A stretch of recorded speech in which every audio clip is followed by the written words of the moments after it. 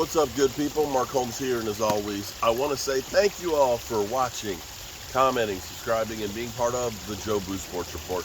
Without you guys, as well as you ladies, you know that this literally does not work. Sorry, I've been feeling a little bit under the weather. I sound a little nasally. I may cough from time to time and stuff. Sorry. Hopefully I'll be feeling better in a day or two or what have you. I've been going through and actually been, the NFL Network, of course, is re-airing the game.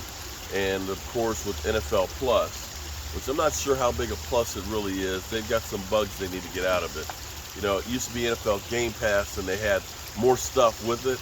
Yeah, and they've kind of reduced a lot of the things that they used to have on it. And now they're calling it NFL Plus. It seems like it's really NFL minus. But be that as it may, they do have the condensed version of the game, and I'm going to go back through it and really look at it a bit more. But I'm thinking about the penalties. And one of the problems is going to be, I talked to, last week about the emphasis that the NFL is going to have as far as the illegal contact. What they want is, they want scoring.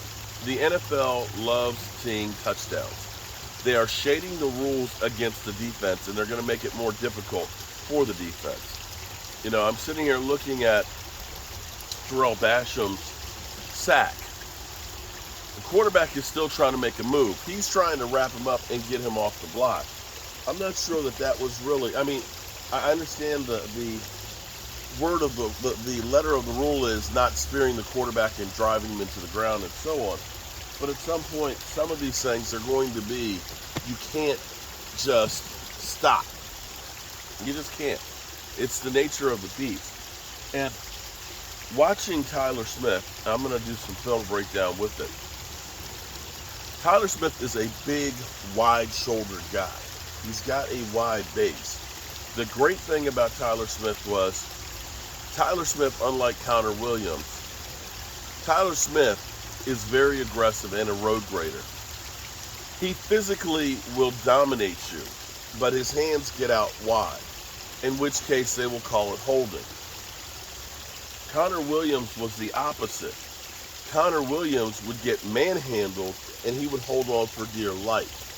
So if you're going to ask me which one would I rather have, I'd rather have a player who's aggressive that is manhandling people and getting called for holding than to have one that's getting manhandled and holding on for dear life so his quarterback doesn't get killed. That would be my first observation. But the question on this is, are the Cowboys really that bad as far as when it comes to penalties? 17 penalties in preseason versus, I'm not sure how many were called in Denver, I think maybe 5 or 6. Are the Cowboys getting a reputation that now the referees are looking for those even more than they would because, they know that the Cowboys are penalized?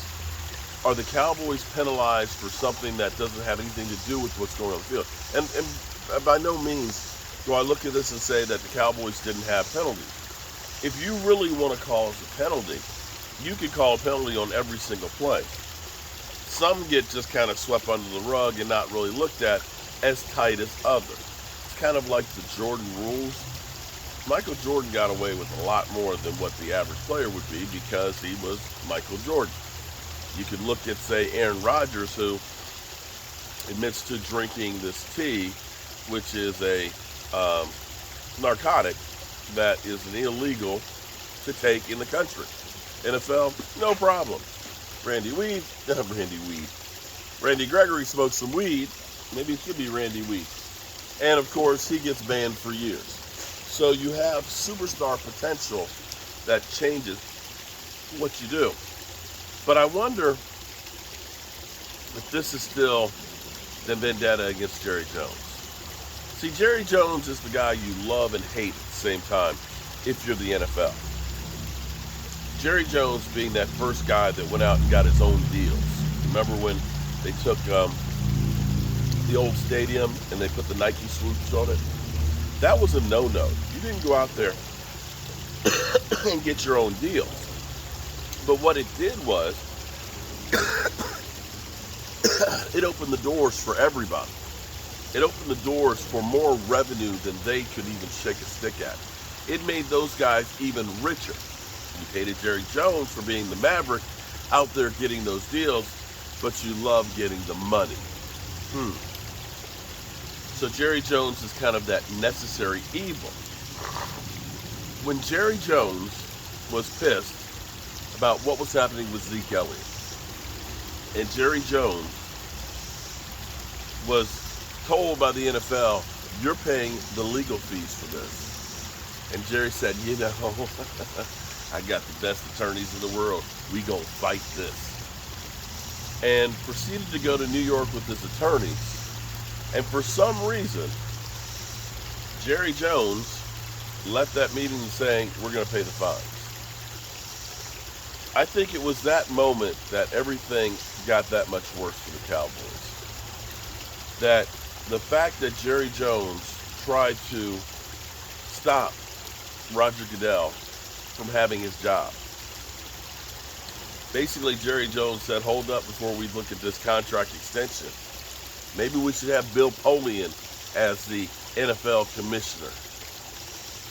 That there's an undercurrent that is truly against the Dallas Cowboys.